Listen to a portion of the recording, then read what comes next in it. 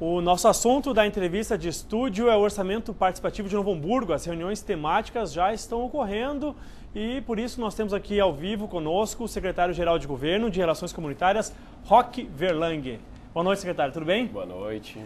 Obrigado pela presença mais uma vez aqui no nosso estúdio, para falar do orçamento participativo, Começamos uma nova etapa, finalzinho do ano passado, lá naqueles últimos 3 meses do ano foram de muita discussão, com a população participando. Várias demandas foram atendidas, algumas já estão em fase de licitação, construção, mas agora precisamos pensar neste ano, no orçamento que tem 2012 e 2013. E para isso a comunidade já começa a se mobilizar com as reuniões temáticas que acontecem já desde o início agora do mês de fevereiro, finalzinho do mês de fevereiro, E tem muitas para acontecer ainda pela frente, Exatamente.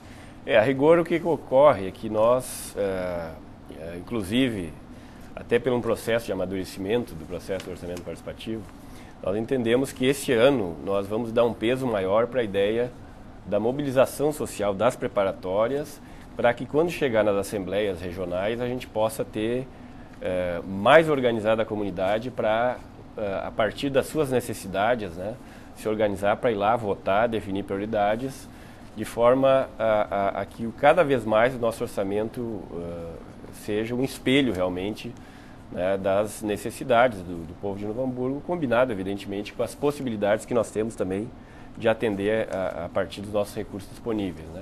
Então por isso até que as preparatórias esse ano, elas, ao contrário, por exemplo, do ano passado, que ela é muito focada na ideia de explicar como funcionava, até porque era uma novidade em Novo Hamburgo nos últimos 2 anos, como a gente entende hoje já, a população está entendendo mais o que é orçamento participativo, já teve 2 ciclos completos, Então nós estamos focando muito mais em organizar a comunidade para ela se preparar melhor para chegar lá nas assembleias, não só quantitativamente com mais pessoas, mas sobretudo mais organizado do ponto de vista qualitativo.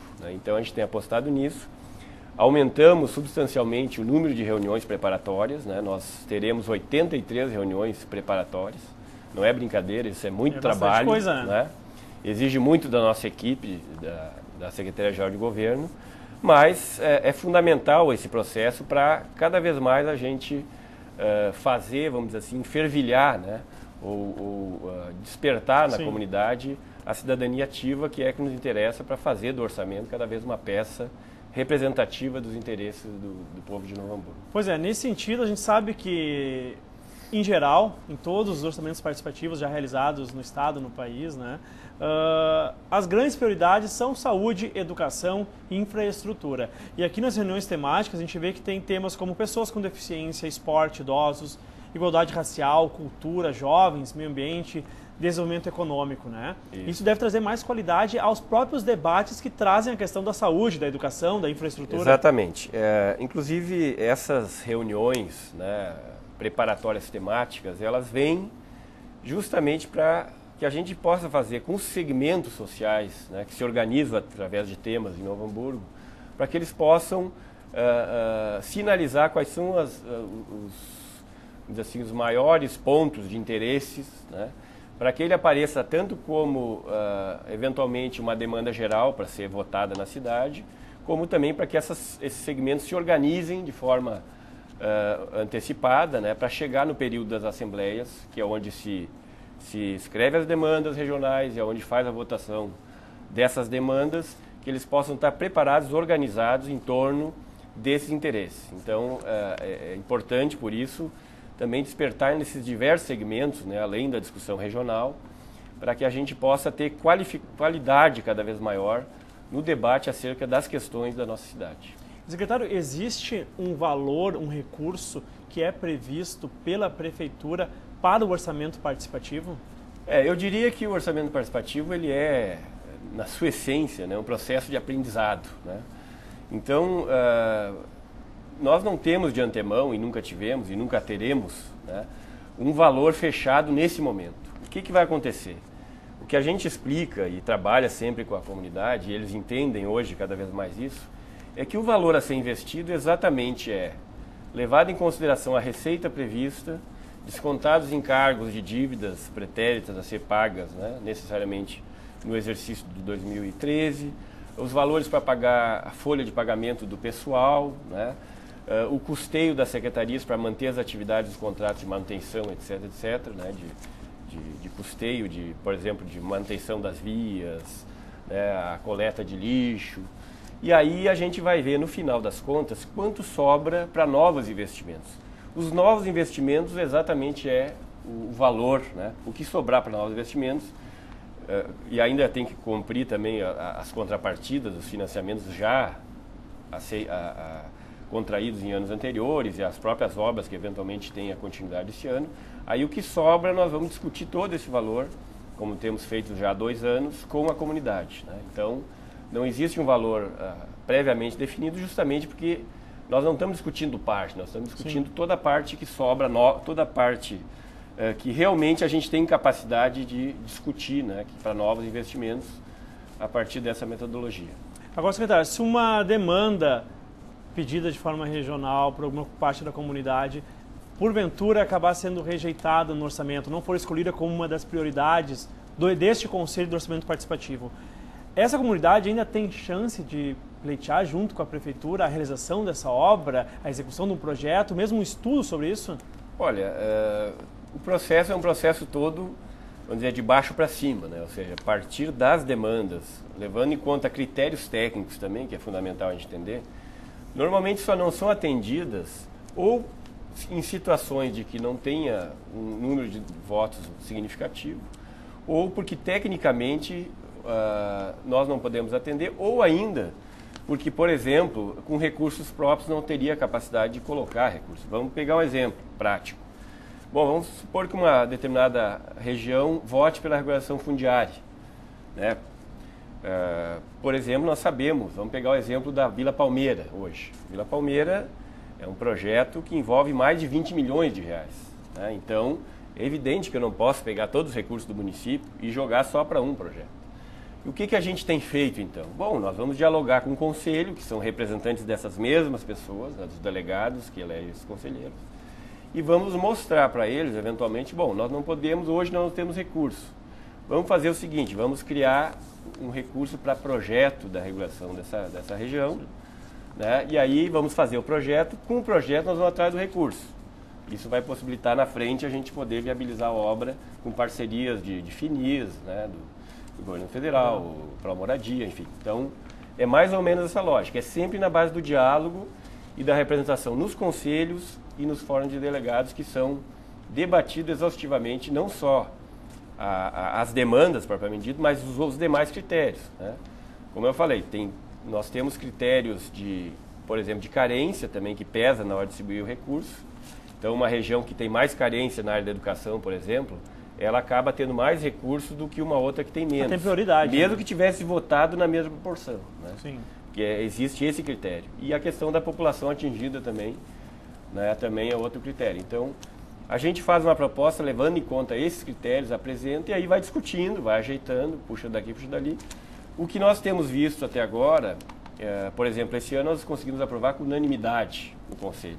Isso significa, né, que a gente está conseguindo, nesse processo dialógico, né, chegar a bom termo na média do pensamento das comunidades, entendendo, obviamente, que existem limites de investimentos. E isso tem sido um aprendizado que a população tem aprendido e tem demonstrado isso também nesses momentos. Ano passado, o Orçamento Participativo mobilizou quase cerca de 2.500 pessoas, né?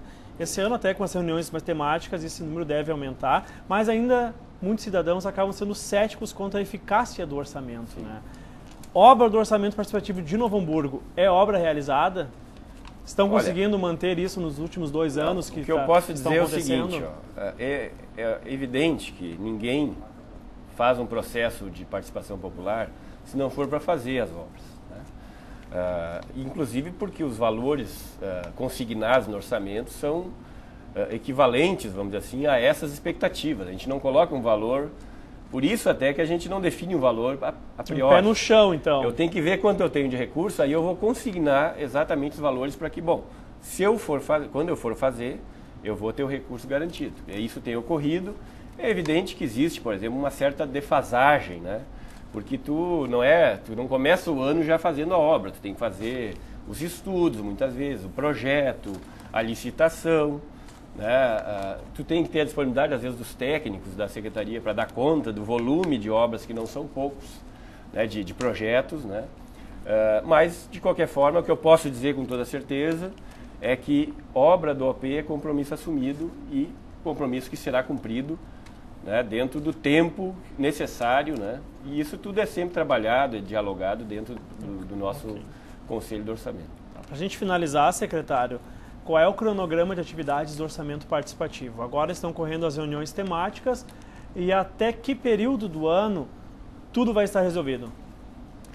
Agora nós, a partir do dia 23 de fevereiro, nós começamos essa etapa, né, das temáticas regionais e também, das preparatórias regionais e temáticas, né, porque nós temos... são esses segmentos todos que foram citados, né, que nós temos mais de 10 reuniões ocorrendo por temas, mas temos mais de 70, em torno de 70 reuniões sendo realizadas nos bairros, né, nas micro-regiões, né. Isso deve ocorrer até o final do mês de abril, né, encerrada essa etapa das preparatórias. Aí, no mês de maio, nós entramos no processo de debate das assembleias, e aí até o final de junho nós concluímos todo o processo de votação das demandas, nas inscrições de votação de demanda e eleição de delegados.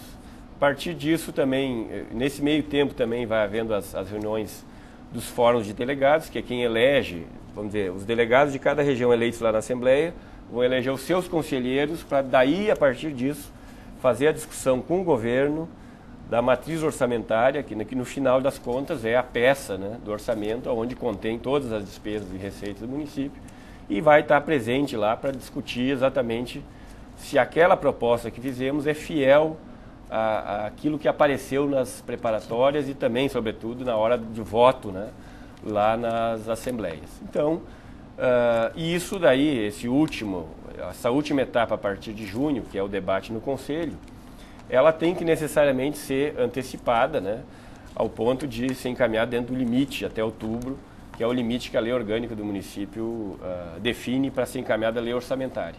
Se nós pudermos antecipar e houver consenso antes disso, a ideia é que isso ocorra um período até bem anterior a esse. Ok, secretário. Então, eu agradeço a presença aqui para conversar conosco aí sobre o orçamento participativo e um bom trabalho até outubro, então, deste ano. Isso, né? Eu agradeço e eu já quero convidar todos os telespectadores da TV Fevale para fazer presente, né? Até para aqueles que ainda, vamos dizer assim, não pegaram gosto ou têm alguma dúvida, como falaste antes, que são céticos ao processo, eu acho que nada mais, né, do que para a gente saber. Para conferir, né? Participa, se depois achar que não se contempla com essa proposta, aí toma uma posição, mas toma uma posição de forma consciente. Eu acredito nisso. Eu acho que, nesse aspecto, a TV Fevale faz um grande serviço à comunidade. Ok. Mais uma vez, obrigado, então, pela sua participação. Muito obrigado. Um abraço.